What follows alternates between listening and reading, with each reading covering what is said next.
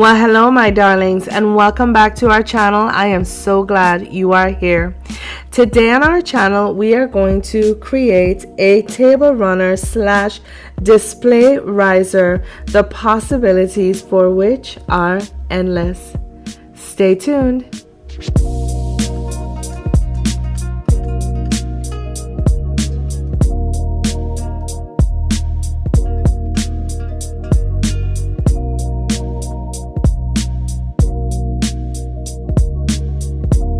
For this project, you will need a piece of styrofoam. I am using a piece of styrofoam that came in a package I ordered. You will need a piece of felt. You will also need 6 of these octagonal mirrors, 3 of these picture mirrored frames. You will also need some gold diamond wrap. And of course, you will need your handy dandy tools. Let's get crafting. So the first thing we are going to do is measure our mirrored frames according to our styrofoam. Now this part of the project is going to be optional if you were to go out and purchase your styrofoam already fitted to your mirror frames. But for those of us who, like me, will be using a piece of styrofoam that possibly came in a package of one of your electronics or something that needed to be protected while it was traveling, you will need to size your styrofoam to the size of your frames. Now, once you have found the placement of your frames, we are going to be using our styrofoam cutter to simply right along the edges of those mirrors. And if you can see, that styrofoam cutter is very efficient at what it does. It actually gets up to a temperature, I believe, either to 385 degrees or 450. And so all I'm going to do is continue this process going all the way around until all of our frames have been based. So now that we have cut out the size and shape of styrofoam, that we need, it is now time to cover the base of our piece. Now, full disclosure, I actually thought I had 2 pieces of this felt standing by, but in actuality I only have 1 piece, and as you can see, it is not going to be enough to cover the entire foam piece. But now what I'm going to do instead is use this non-skid cabinet liner that I have had from another project, and I am going to use this to cover my base. Now, I am satisfied in using this non-skid liner, even though, as you can see, there are holes in it. And the reason why I'm satisfied is because, as you can see, this styrofoam that I'm using, it's a very soft, pliable styrofoam. And as you can see, none of it is coming up as I am rubbing it off on my hands. So I am confident that once we place this piece on our tables, on our event tables, on our vanity, wherever we're going to place it, that styrofoam is not going to crust off. So as you can see, all I'm doing here is going in with a very tepid hot glue gun. As a matter of fact, I had to unplug my glue gun to make sure that that glue had an opportunity to cool before I started to pipe the glue on the styrofoam. And even with that, you can see it is still a little hot. Make sure that when you are doing this, based on the foam that you are using, you are gauging how hot, or rather how much heat, your styrofoam can withhold. So all I'm going to do here is just continue laying this liner down on the bottom of my piece, and then I'll be back to tell you what's next. So here we have our styrofoam base that has been covered with our non-stick cabinet liner. And now what we are going to do is edge the sides of our styrofoam in gold diamond wrap. Now, you can do this in either one of 2 ways. You can have this done by placing a foundation of hot glue and allowing that diamond wrap to sit in that hot glue until it dries. Or like me, you can choose to go in with some decorative nails to pin the diamond wrap down to your styrofoam board. Now, as you can see, I'm going in with my nails. I said pin, but decorative nails, and I'm placing them equidistant, one apart from the other.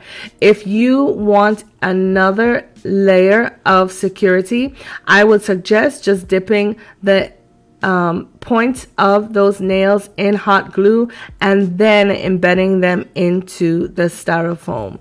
So I am going to continue this process, of course, going all the way around, and then I'll be back to tell you what's next. So here we have the base of our piece, the sides of which have been etched in that diamond wrap, which has been put in place by our decorative nails. And now what I'm going to do is take my mirrors and set each and every one of them into place. The strategy I'm going to be using today is placing those mirrors down in place first before I start to glue any of them down. What this is going to afford me is the exact placement that I am going to need to place each mirror right back where I took it from.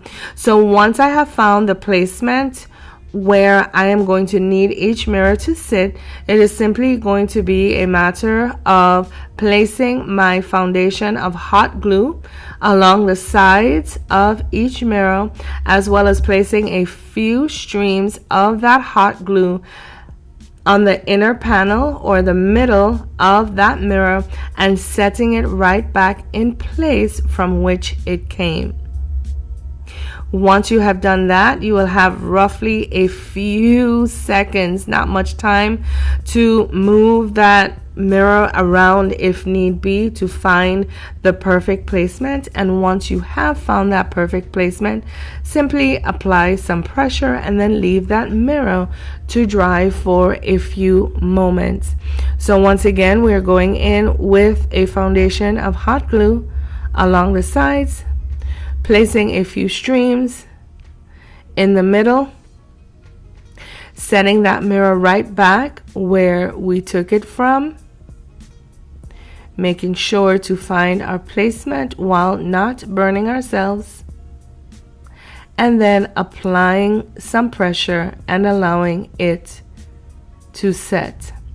I am going to continue the last mirror off camera, and then when I return, I will show you the last step. So here we have our mirror display riser that we are now going to embellish just one step further. And what I'm going to do is use these octagonal mirrors, the felt pieces of which I have removed, and I am going to place them in the middle of those framed mirrors to create a pattern, to create another nesting place, to create another area upon which your eyes can settle on this lovely piece.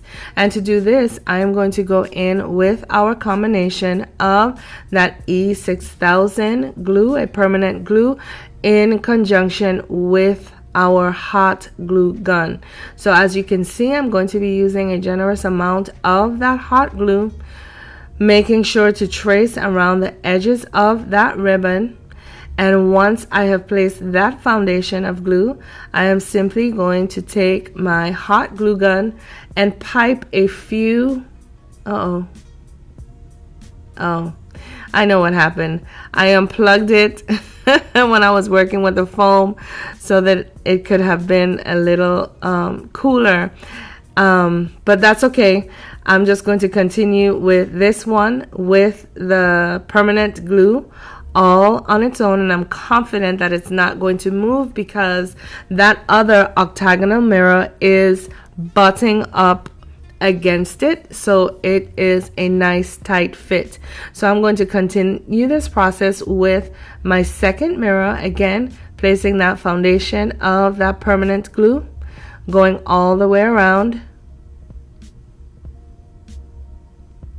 the 8 sides of that mirror, placing a few beads in the middle, and then I am going to turn it over and set it into place as well.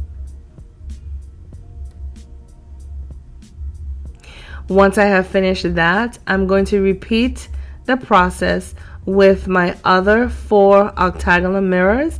I will heat up my glue gun so that I can have that piece in place when I'm working off camera. And when I'm finished, I am going to clean this up of any glue fronts there are, stage the table, and then I will be back to show you what our finished project looks like. Well, here you have it, my darlings. Our table runner display riser. Isn't this piece absolutely fantastic? If I had to choose a favorite aspect of this project, I would have to say that it is simply the simplicity of putting this piece together, which does not take away from the fact of the elegance that this piece brings forth. From the diamond wrap punctuated with our decorative nails to the elegance of the mirrors and the reflective surface, I think once again, my darlings, I will have to say that we have nailed yet another project. There's so many uses for this piece, my darlings, and if you will, just humor me a little bit and leave me a comment in the comment section below telling me, if you were to recreate this, just how would you incorporate it into your daily lives or even into one of your events? I would love to hear from you. To my Danny's darlings, I just would like to tell you thank you for all of the love, the comments, the questions, the feedback, and most of all, and of course, last but not least, the encouragement. Please know that none of it is wasted, and I appreciate each and every one of you. To those of you who may not yet be Danny's darlings, but who may have possibly stumbled across our channel today, kindly be sure to join our ever-growing community of DIYers as we learn from and craft with each other on a weekly basis. If you so choose to subscribe to our channel today, also be sure to click the notification bell so that you can be made aware of whenever any of our videos have been published. Well, before I sign off from this video, I am going to leave you with the motto to our channel, which is simply this. Say it with me. Why buy when you can DIY? And so, my darlings, my loves, until next time, please, please, please take care of yourselves for me. Know that I love you all. Bye now.